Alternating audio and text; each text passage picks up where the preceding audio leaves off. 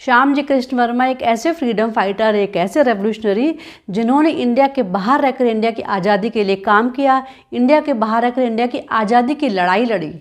श्यामजी कृष्ण वर्मा एक ऐसी शख्सियत जिनके बारे में शायद लोगों को ज़्यादा पता नहीं होगा, लेकिन उनके कंट्रीब्यूशन को हम भुला नहीं सकते हैं। So today's topic is about Shyamji Krishna Verma. 1857 में गुजरात के मांडवी जिले में पैदा हुए कृष्ण वर्मा की बेसिक एजुकेशन भी वहीं से होती है। श्यामजी कृष्ण वर्मा के फादर एक वेल टू डू बिजनेसमैन थे, लेकिन जब ये काफ़ी छोटे थे तब इनकी माँ की डेथ हो गई थी और ये अपनी दादी के पास रहते थे। इसके बाद ये हाई स्कूल की पढ़ाई करने के लिए बॉम्बे शिफ्ट हो गए और बॉम्बे में रहते हुए ये आर्य समाज के फाउंडर दयानंद सरस्वती से मिले, उनके साथ रहने लगे, उनके डिसाइपल बन गए, उनसे इतने इम्प्रेस हुए कि उनके साथ काम भी करने लग गए। इस तरह से ये बॉम्बे के पहले आर्य समाज के अध्यक्ष बने।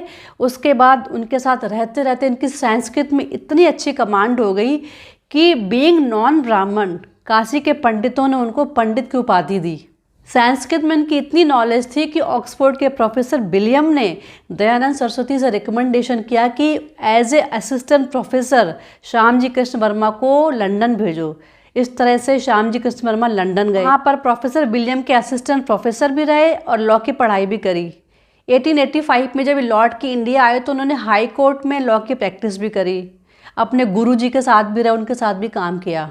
कई स्टेट्स के राजघरानों में भी एज ए दीवान काम किया, लेकिन वो काम भी उन्होंने छोड़ दिया क्योंकि राजाओं की इंटरनल कॉन्फ्लिक्ट और लड़ाई की वजह से और अंग्रेजों के इंटरफेरेंस की वजह से कुछ उन्हें मज़ा नहीं आ रहा था और उन्होंने ये काम भी छोड़ दिया। 1905 में इस तरह की कई एक्टिविटीज़ चल रही थी, जैसे सावरकर ने विदेशी कपड़ों की होली चलाई थी, उधर साउथ में वी.ओ. चिदम्बरम पिल्ले की कुछ एक्टिविटीज़ चल रही थी। 1905 में श्यामजी कृष्ण वर्मा एक बार फिर से लंदन जाते हैं। इंडिया को आज़ादी कोई गिफ्ट में नहीं मिली है। 7 समुंदर पार अंग्रेजों के देश में जाकर ये कहना अंग्रेजों भारत छोड़ो, अंग्रेजों के देश में इंडिया के आज़ादी की बात करना उनके गट्स और करेज को शो करता है। इंग्लैंड में करीब 20 इंडियंस के साथ मिलकर एक बिल्डिंग खरीदते हैं जिसका नाम रखते हैं इंडिया हाउस। ये इंडिया हाउस वहाँ पे जितने भी रेवोल्यूशनरीज थे उनके लिए पॉलिटिकल एक्टिविटीज़ का केंद्र था।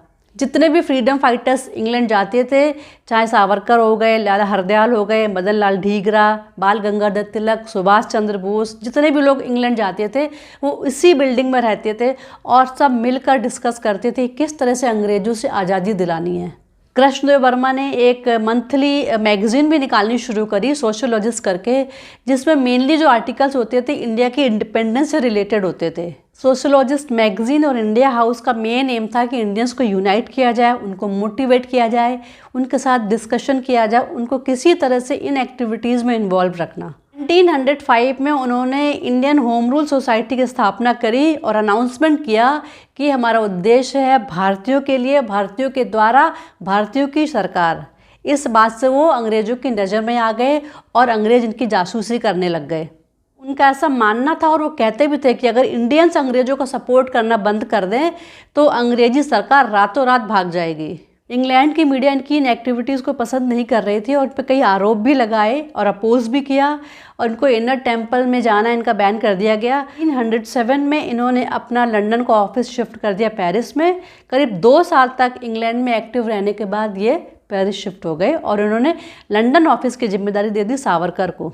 पेरिस के बाद 1914 में ये जिनेवा शिफ्ट हो गई और तब तक ये बीमार रहने लग गए और उन्होंने अपनी आखिरी सांस जिनेवा में ली।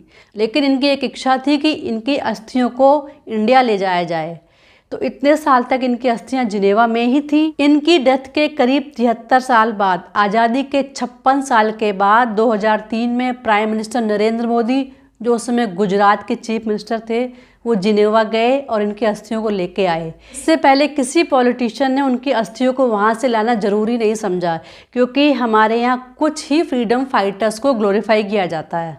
आई होप आपको ये वीडियो अच्छा लगा होगा। If you like my video please like and subscribe my channel.